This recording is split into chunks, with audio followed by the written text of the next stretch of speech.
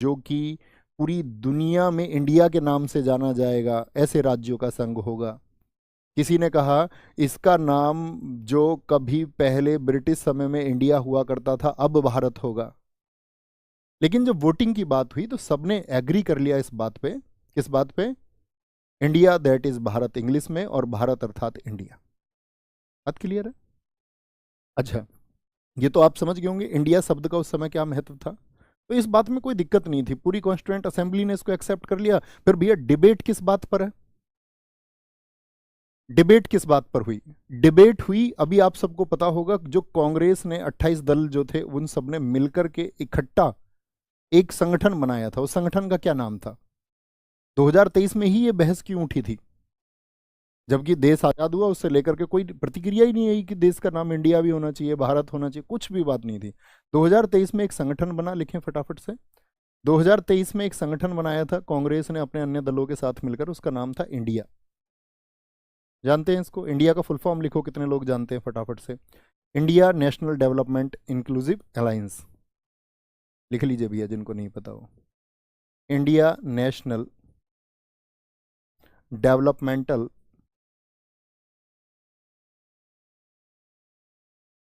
Inclusive पार्टियों के गठन होते हैं, ये तो जानते हो नहीं? ये बात भी नहीं जानते तो मैं आपको बता दूं थोड़ा सा।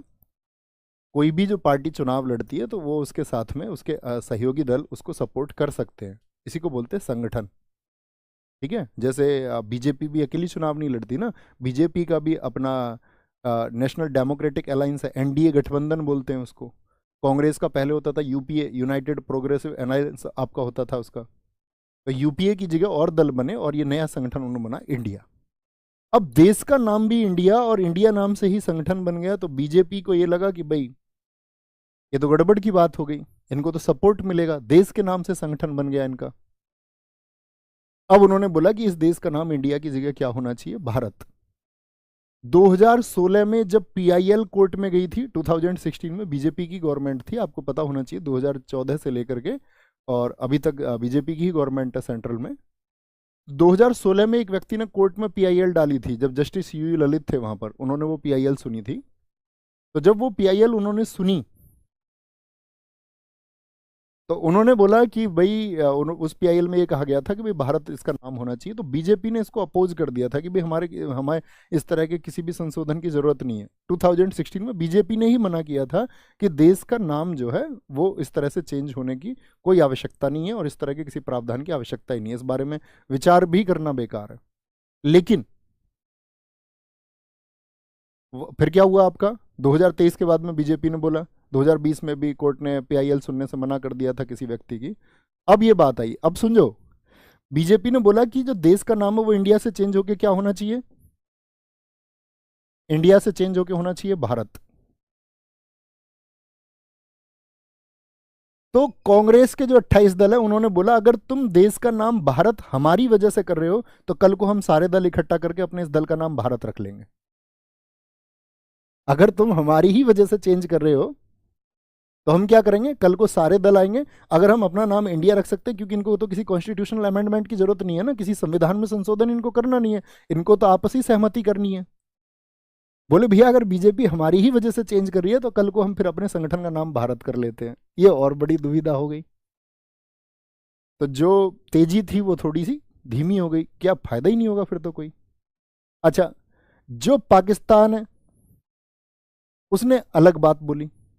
पाकिस्तान ने बोला कि यूएन में हम इस मुद्दे को उठाएंगे कि अगर इंडिया अपना नाम भारत कर रहा है तो इंडिया नाम हमको दे दो, क्योंकि उनको पता ग्लोबली तो पूरी दुनिया जो है वो तो इंडिया नाम बड़ा अच्छा रहेगा उनके लिए। उन्होंने कहा अगर इंडिया अपना नाम छोड़ रहा है, भारत नाम एक्सेप्ट कर रहा है, तो ये इंडिया नाम हमको दे दिया जाए।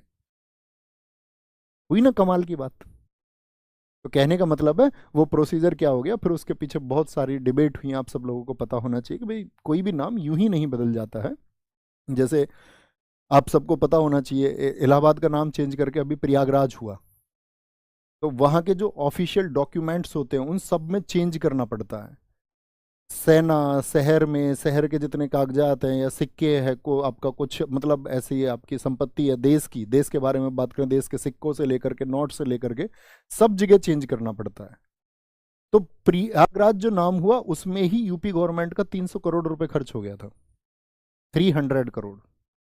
और एजम्पन्स की गई आपका, जैसे अन्य देशों के नाम हुए, ईस्वातिनी एक देश अभी हुआ था, उसके आधार पर कि भाई देश में अगर आप नाम बदल रहे हैं देश का तो जितने भी डॉक्यूमेंट्स हैं संविधान में बदलाव होगा, सारे जितने भी ऑफिशियल आपका दस्तावेज है वो सब बदले जाएंगे, ऑफिशियल डॉक्यूमेंट्स।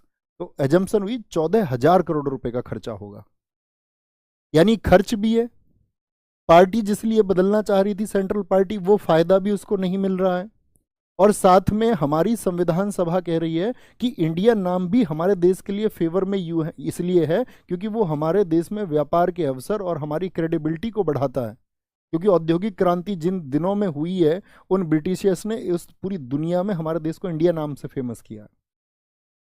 आप मुझे अब बताइए कि इसका नाम भारत करना चाहिए या इंडिया करना चाहिए, या जो हमारी संविधान सभा ने सोचा, जो बहुत सारी बहस हुई है उसके बावजूद उन्होंने जो सोचा है भारत अर्थात इंडिया, वो एकदम सही है, उसमें कोई दिक्कत नहीं है। साथ में ये भी है कि प्रत्येक व्यक्ति, वो उसकी इच्छा है, वो उसको भारत नाम से पुकारे, वो उसको इंडिया नाम से पुकारे, या उसको भारत अर्थात इंडिया कहे, ये सबको इंडिविजुअली, अगर मैं बात करूं इंडिपेंडेंस है इस बात के लिए, व्यक्तिगत स्वतंत्रता आपको है, आप इसका नाम जो चाहे लिखें, जो चाहे इसका नाम आप पुकारें, चाहे भारत या इंडिया। तो बहुत सारे साथियों ने कहा दोनों सही हैं, दोनों सही हैं। और दोनों क्यों सही हैं इस बारे में हमने बात की, क्योंकि दोनों सही होने के कारण क्या है, हमारे देश के लिए आर्थिक हालातों के लिए इंडिया एक सही नाम है, ठीक है।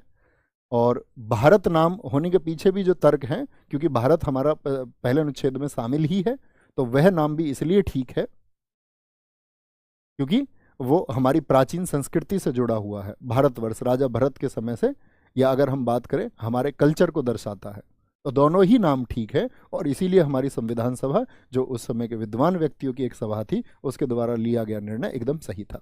बात क्लियर है? बात क्लियर रहेगी दोस्त, बताएंगे आर्टिकल 1 में जो हमने ये बात की आपसे, भारत अर्थात इंडिया राज्यों का संघ होगा, इस बात में कोई दिक्कत कोई परेशानी तो नहीं? नहीं भैया, अगर कोई दिक्कत कोई परेशानी नहीं है तो फिर हम अनुच्छेद 2 की तरफ बढ़ेंगे। भारत के बारे में क्लियरेंस रहेगा कि भारत का नाम कैसे कैसे पड़ा है, ठीक है। उसका नाम भारत अर्थात इंडिया, इन चीज को लेकर के डिबेट क्या क्या है, वो डिबेट क्यों फिर चुप हो गई, क्यों शांत हो गई, उसका भी रीजन मैंने आपको बताया, उसके शांत होने के कारण क्या है। आगे आएंगे, लिखते हैं आर्टिकल 2 अनुच्छेद 2। अनुच्छेद 2 कहता है कि संसद विधि बनाकर,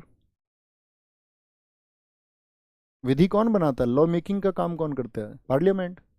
संसद विधि बनाकर कोई भी लॉ मेकिंग करके नए राज्यों का प्रवेश, नए राज्यों का प्रवेश या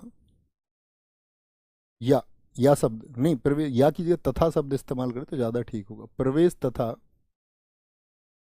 स्थापना, क्योंकि दोनों ही काम कर सकती है ना, या का मतलब तो होता है कोई एक काम, प्रवेश तथा स्थापना कर सकती है। तो आर्टिकल 2 में क्या बात की गई है कि पार्लियामेंट जो है लॉ मेकिंग कर सकती है। आसान से शब्दों में हम लिखें तो पार्लियामेंट, किसकी बात की गई है, नए राज्यों के प्रवेश की बात की गई है। प्रवेश शब्द से आप क्या समझते हैं और स्थापना शब्द से आप क्या समझते हैं? यानी जब हम एडमिशन की बात करते हैं, जैसे आपका स्कूल में एडमिशन हुआ होगा, तो आपका जब स्कूल में एडमिशन हुआ तो आप उस स्कूल में पहले से थे या नहीं थे, ये बताएंगे, हाँ या ना। सारे साथी सिर्फ कक्षा पे फोकस करेंगे, अन्य कोई बातें ना करें, सर कक्षा कब चलती है रोज नहीं बता सकते हैं बच्चे, उसके लिए हेल्पलाइन नंबर पे कॉल कीजिए, अतिरिक्त कोई भी बात है उसके लिए हेल्पलाइन नंबर, रिक्वेस्ट है मेरी आपसे। तो एडमिशन का मतलब होता है, यानी कि आप उस स्कूल में पहले नहीं थे तभी तो आपने एडमिशन लिया, हाँ जी। तो एडमिशन का मतलब होता है, प्रवेश का मतलब ही होगा क्या, प्रवेश का मतलब होगा नए राज्य का, एडमिशन जो होगा नए राज्य का, मतलब वो राज्य कैसा होना चाहिए जो पहले से इंडियन यूनियन में ना हो, जो पहले से भारत संघ में ना हो, जो पहले से भारत संघ में न हो। क्या बोलेंगे इसको? यानी हम कह सकते हैं which is not already, which is not already included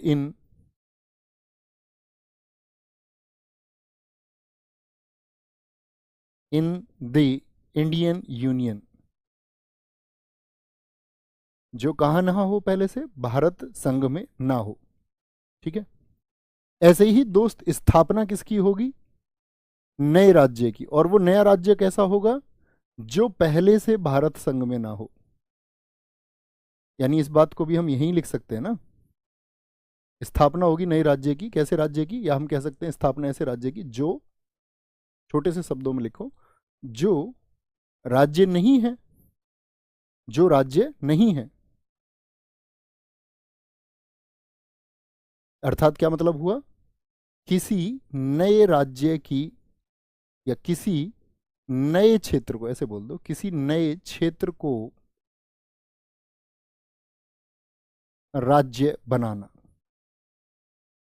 किसी नए क्षेत्र को राज्य बनाना जो क्या है? जो राज्य नहीं है। यानी कि मेकिंग न्यू टेरिटरी ए स्टेट, मेकिंग न्यू टेरिटरी ए स्टेट। हमेशा याद रखेंगे, आर्टिकल 2 में जो नया निर्माण हम करेंगे वो कैसा होगा? वो पहले से भारत के संघ में शामिल नहीं होना चाहिए। यह नए राज्य की स्थापना हम कर रहे हैं तो वो क्या होना चाहिए? वो राज्य नहीं होना चाहिए। Which should not be A state. ठीक है। Which should not be a meaning of state. किसी नए क्षेत्र को राज्य बनाना। कोई दिक्कत? अच्छा, यहां पर हम फिर बात करेंगे क्या हमने ऐसा कभी किया है। तो यहां पर सबसे इंपॉर्टेंट विवरण आता है, कई बार ऐसा हमने किया है, जिसमें साथी सबसे बड़ा उदाहरण लिखिए इसमें नीचे, सिक्किम। सिक्किम मुझे बताइए, सिक्किम जो कि आपका साथी भारत का 22वां राज्य बना था, भारत का 22वां राज्य, 22वां राज्य, 22th स्टेट ऑफ इंडिया कब बना था? देखो सिक्किम में क्या था, सिक्किम भारत का हिस्सा नहीं था। सिक्किम में था आपका चोग्याल डायनेस्टी। आज आप जानते हैं, एक बार थम्स अप करके बताएं, सिक्किम मैप पर कहां पर है? आप जानते हैं इस बात को? मैं आपसे हमेशा बोलता हूँ हर स्टूडेंट के सामने एक मैप होना चाहिए भारत का, और आपको भारत के बारे में ज्ञान होना चाहिए कि भारत का राज्य किधर किधर है आपका, और भारत के पड़ोसी देश कौन से हैं। इसका कम से कम ज्ञान एक छात्र को होना चाहिए। ठीक है। तो वहां पर थी आपका चोग्याल डायनेस्टी। अब ये चोग्याल डायनेस्टी, और जब वंश लिख रहा है यानी कि ये राजवंश था आपका, और राजवंश में जो राजा बनेगा वो कौन बनेगा? राजा का बेटा ही बनेगा। ठीक है। तो यहां पर क्या हुआ था आपका, चोग्याल वंश में एक अंतिम शासक का नाम पूछा जाता है, पाल्डन नामग्याल। लिख लीजिए इस नाम को भी, पाल्डन नामग्याल। ये आपका अंतिम सवरीन रूलर है वहां का, अंतिम संप्रभु राजा इसको बोलते हैं, अंतिम संप्रभु शासक। यानी जिसने आपका सिक्किम में अंतिम स्वतंत्र निर्णय लिए थे, लास्ट सवरीन रूलर इसको कहा जाता है। सवरीन का मतलब समझते हो ना? संप्रभु। यानी कहने का मतलब है ये यहां पर स्वतंत्र निर्णय लेता था। जब इसके पिता की मौत हो गई, मतलब इनके पिताजी की मौत हुई आपका 1963 में, तो वहां पर क्या हुआ, ये थोड़ा सा अराजक व्यक्ति था। तो अराजक व्यक्ति था तो राजा बना था अपने पिता की जगह। तो यहाँ की जो आपका पब्लिक थी, पब्लिक क्या डिमांड करेगी अगर राजा, बताओ? अगर राजा अच्छे से शासन नहीं करेगा तो पब्लिक क्या डिमांड करेगी? सोच के देखिए, आप इतने दिन से पॉलिटी पढ़ रहे हैं। अगर राजा अराजक हो जाए और राजा का बेटा ही राजा बनेगा, यानी कि वहां पर हेरिडिटरी है आपका, इस बात को लेकर के राजवंश है, तो जनता क्या सोचेगी? राजवंश को उखाड़ने का सोचेगी, हाँ या ना?